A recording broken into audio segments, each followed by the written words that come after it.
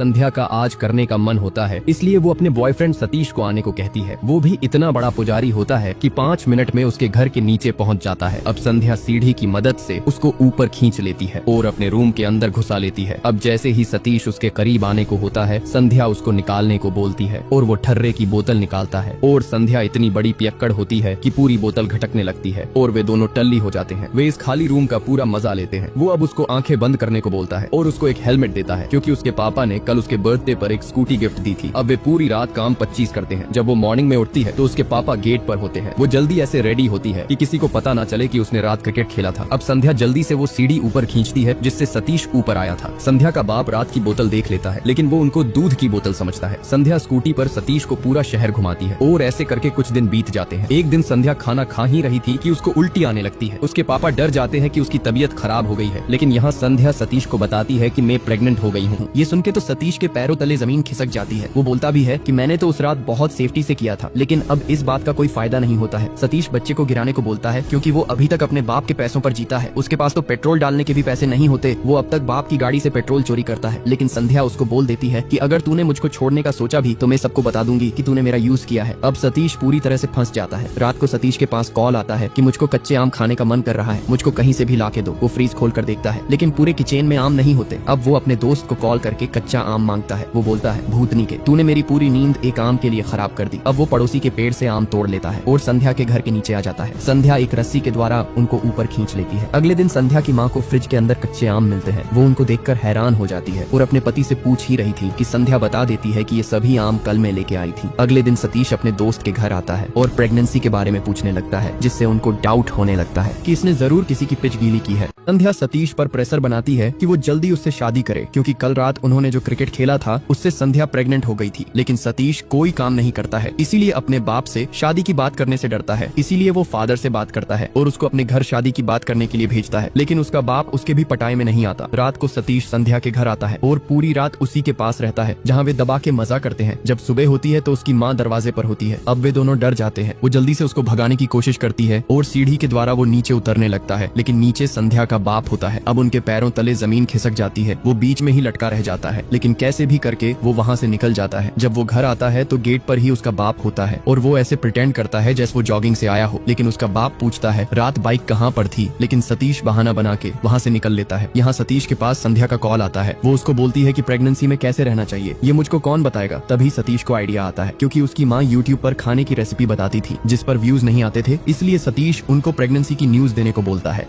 इसलिए सतीश थोड़ा डिप्रेशन में रहने लगता है। सतीश संध्या को समझाता है कि मेरी अभी कोई जॉब भी नहीं लगी है, मैं अपने पापा के टुकड़ों पर जीता हूँ, मैं अभी बच्चे की जिम्मेदारी नहीं उठा सकता। संध्या उससे बहुत प्यार करती थी, इसलिए संध्या उसकी बात मान लेती है। अगले दिन वो हॉस्पिटल आता है, लेकिन संध्या कॉल करके अबॉर्शन के लिए मना कर देती है। इसलिए सतीश सैड रहने लगता है। उसको कुछ समझ नहीं आता कि वो आगे क्या करेगा। इसलिए सतीश को ना चाहते हुए भी जॉब ढूंढनी पड़ती है और उसको एक जॉब मिल भी जाती है, जिससे उसके दिन अच्छे होने लगते हैं। वो एक कार भी खरीद लेता है और उनके जीवन में सब ठीक हो गया था। एक दिन सतीश संध्या के घर आता है और उसके पापा से मिलता है और उनको बताता है कि एक रात संध्या ने मुझको घर बुलाया था और हमसे एक भूल हो गई थी, जिससे संध्या प्रेग्नेंट हो गई है और मैं उससे शादी करना चाहता हूँ। लेकिन ये बात सुनकर वे हैरान हो जाते हैं, क्योंकि संध्या तो कभी माँ बन ही नहीं सकती। दरअसल बचपन में उसको पीरियड होते ही नहीं थे, इसलिए वो झूठ दर्द का नाटक करती थी और कपड़ों पर साए गिरा लिया करती थी और हम भी उसके झूठ में उसका साथ दिया करते थे। और वो अस्यूम करती थी कि मैं सभी लड़कियों की तरह बिल्कुल नॉर्मल हूँ। वो बचपन से इमेजिनेशन में ही जी रही है।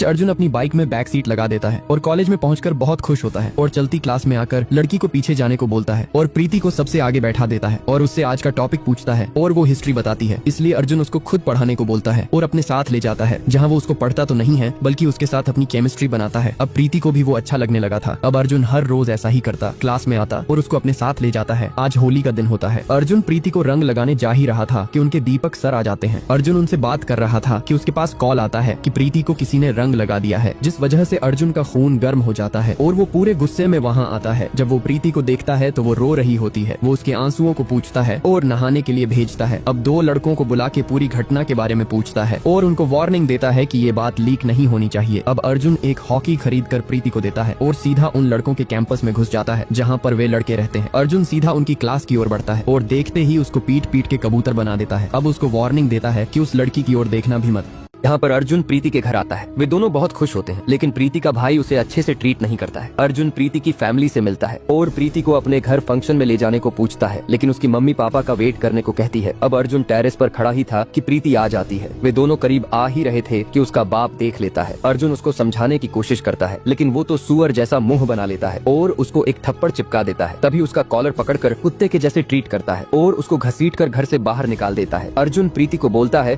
कि तुम अपने बाप को समझा देना कि मैं कोई सड़क छाप नहीं हूँ। अब वो जैसे ही वहाँ से जा रहा होता है, प्रीति के भाई के कुछ दोस्त उसको रोक लेते हैं। अर्जुन बोलता है, तू मेरा होने वाला साला है, इसीलिए इन बच्चों को लेकर निकल ले। यहाँ प्रीति अर्जुन को मनाती है कि तुम कल पापा से बात करना। अगले दिन अर्जुन प्रीति के घर आता है और उनसे प्रीति का हाथ मांगता है और अपने बारे में बताता है कि मैं एक डॉक्टर हूँ, कहीं भी जॉब करूंगा तो 3 लाख सैलरी मिल जाएगी। लेकिन उसका बाप तो अमरीश पुरी होता है और बोलता है, तू हमारी कास्ट का नहीं है और मैं प्रीति की शादी अपनी कास्ट में ही करूंगा, जिससे अर्जुन भड़क जाता है और वहाँ से चला जाता है। तो प्रीति का बाप मना कर देता है कि मैं अपनी बेटी की शादी तुझ जैसे लुक्खे से नहीं करूंगा, जिससे अर्जुन भड़क जाता है और वहाँ से जाने लगता है। प्रीति उसको मानने की कोशिश करती है, लेकिन अर्जुन उसको 5 घंटे का समय देता है कि अपने बाप को छोड़कर मेरे पास आ जाना, नहीं तो मुझको भी भूल जाना। प्रीति उससे बहुत प्यार करती थी, इसलिए उसको ऐसे जाने से रोकती है, लेकिन वो उसको 5 घंटे का टाइम देकर चला जाता है। यहाँ अर्जुन उसकी कॉल का वेट करता रहता है, लेकिन घर पर उसके घर वाले उसको अपने काबू में कर लेते हैं, जिससे वो अर्जुन को कॉल नहीं कर पाती। अब अर्जुन नींद की गोली लेकर सो जाता है। प्रीति उसके घर मिलने आती भी है, लेकिन उसको मिलने नहीं दिया जाता। अर्जुन को गोली का रिएक्शन हो जाता है और वो 2 दिन तक सोता ही रहता है। जब उसकी दादी देखती है तो वो प्रीति से बात करने को कहती है, लेकिन उसको पता चलता है कि उसकी आज शादी होने वाली है। अब अर्जुन को होश आ जाता है। उसको जब पता चलता है कि प्रीति की शादी हो गई है तो वो सब कुछ छोड़कर उसके पास जाने लगता है। अर्जुन को ऐसा लगता है कि उसका सब कुछ लूट गया हो। तभी वो उसके घर पहुंच जाता है और प्रीति को अपने साथ चलने को बोलता है, लेकिन प्रीति उसकी बात नहीं सुनती और सभी अर्जुन को पीटने लगते हैं। अब अर्जुन का दोस्त इस बुढ़े को एक लड़का सोने के सिंहासन पर बैठा ही था कि उसकी टांगें धीरे धीरे सोने में बदलने लगी। लड़की घबरा गई और उसे उठने को कहा, लेकिन ये कुर्सी शापित थी जिस पर बैठने वाला उठ नहीं सकता था। लड़का धीरे धीरे सोने की मूर्ति बन गया और उसके हाथ से ढाल गिर गई, मगर ढाल उठाकर भागने के बजाय लड़की ने सिंहासन का रहस्य समझने की कोशिश की। तभी अचानक आग के देवता वहाँ आ गए। उन्होंने सीटी बजाई और सिंहासन ऊपर उठ गया। अगर लड़की सिर्फ ढाल लेकर चली जाती तो उसे सबसे बड़ा इनाम मिल जाता, लेकिन उसने लड़के को बचाने का फैसला किया। लड़के का ये बलिदान सच्चा था, जो आग के देवता को बहुत पसंद आया। उन्होंने फिर से सीटी बजाई। लड़के के शरीर से सोना हट गया और सिंहासन का शाप भी खत्म हो गया। असल में ये शाप आग के देवता की एक परीक्षा थी, जिसमें जीतने का तरीका था एक दूसरे के लिए सच्चा रहना। इसके बाद उन्होंने अपनी ढाल युद्ध के देवता एरेस को दे दी। एरेस ने उनके लिए एक ट्रक तैयार किया और खुद उन्हें उनकी नई यात्रा पर भेजा।